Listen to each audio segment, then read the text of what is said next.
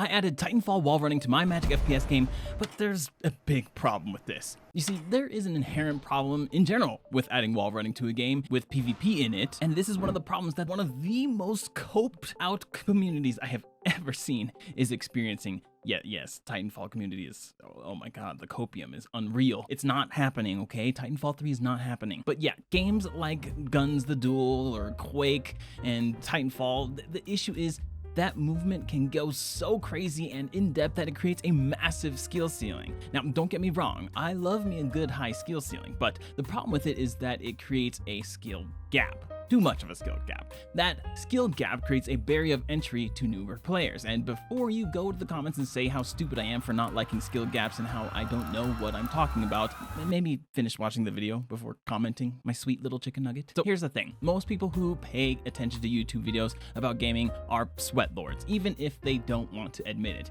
You really think casual Carly is out here looking how to do 360 super glide no scope after a long day of work?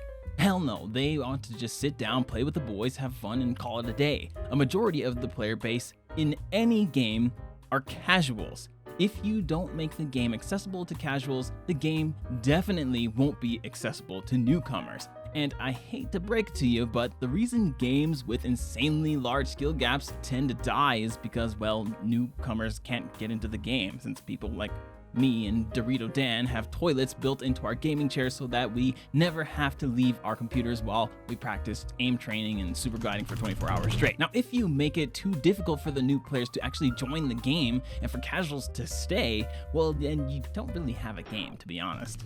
You hear me, Sweaty Samuel? The game dies without them, and if you disagree, you are huffing copium harder than these Titanfall fanboys thinking that Respawn updating Titanfall for the first time in 8 years means Titanfall 3 is 100% guaranteed to be coming out very soon.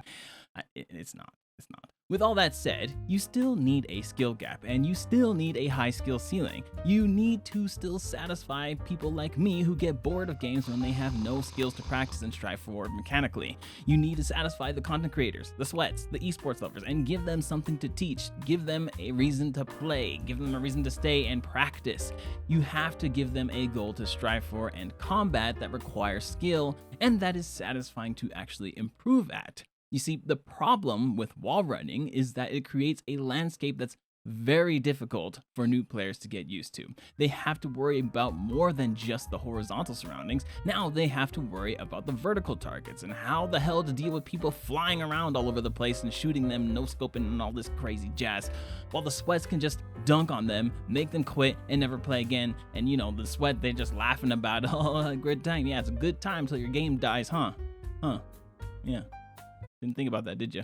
It'll feel all good in the moment for you, sweaty player. Remember that. But you will be crying when the game shuts down permanently the next year when the newcomers stop coming and the casuals, well, they're casuals, they're going somewhere else. They ain't got time for this. And yes, of course there is skill-based matchmaking, but then you implement that and people cry that there's skill-based matchmaking, which, by the way, you are high if you think not having skill-based matchmaking is a good idea these days. The real problem is that the skill-based matchmaking these companies make suck ass and are designed to make money. The problem isn't that it exists, but the whole other, that's just a whole other topic on its own. All right, well, I'm getting derailed here. So yeah, this is the problem I've been having with wall running.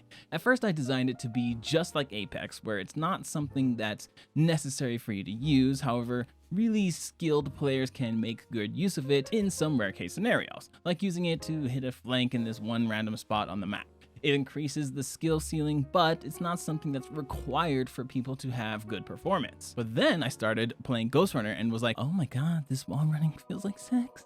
And I thought to myself, maybe making the wall running easier to do would make it a fun mechanic for new players to experience, right? So I jumped onto Titanfall to get a better idea on how to implement the wall running, and after I finally got it all working in the game, I really started thinking about all the issues the first half of this video was about. I really wanted to make this work because it felt really good, and I thought it would make the engagements more interesting and make the game a bit more unique than your standard shooter. So now I needed to figure out a way to balance this out, and this is sort of the plan that I had come up with. In the game New World or Elden Ring, your armor weight has an effect on how your dodges or rolls work. In New World, light armor weight lets you do a full roll, Medium armor lets you do like a quick step type of thing, and the heavy armor, well, you're just wondering why you're even playing the game at that point.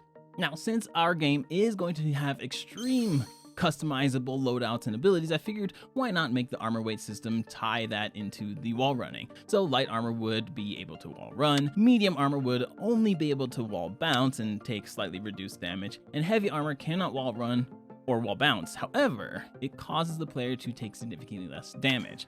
This would enforce me to design the environment in a way that encourages both movement reliant and aim reliant playstyles. It makes an easier starter point for noobs while they get used to the game, and it keeps the skill ceiling and can easily be tuned based on the percentages of the damage reduction, and if need be, additional effects can be added to each armor weight.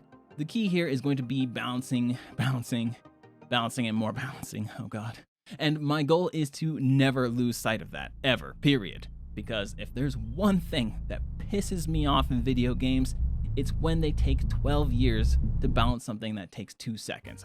I cannot stand that, but for some reason every game does it. I don't get it. But I'm not gonna lie, the more I think about it, the more I'm kind of just leaning back into the Apex style of wall run. Maybe not as difficult to do, but just something where it's really not a big part of the game. It's just kind of there. You can use it if you want to, it's not required. And it's not super crazy, like you're not just running across the wall forever and ever and ever as long as you want. Nothing like Titanfall or Ghost Runner, not like that. Just, you can tap on the wall for a second, if that, probably like half a second, and then you can bounce off of it if you want to, and that's really about it. So the question becomes, do I do that and have the armor weight system? Do I just do that without the armor weight system? What do you guys think? I need to know your feedback ASAP. So leave a comment down below. Tell me what you think of this idea. Tell me your ideas. And also check out this video on how my $500 Fiverr open world map turned out, because oh my god, you are not ready to see how that turned out. Okay, love you, bye.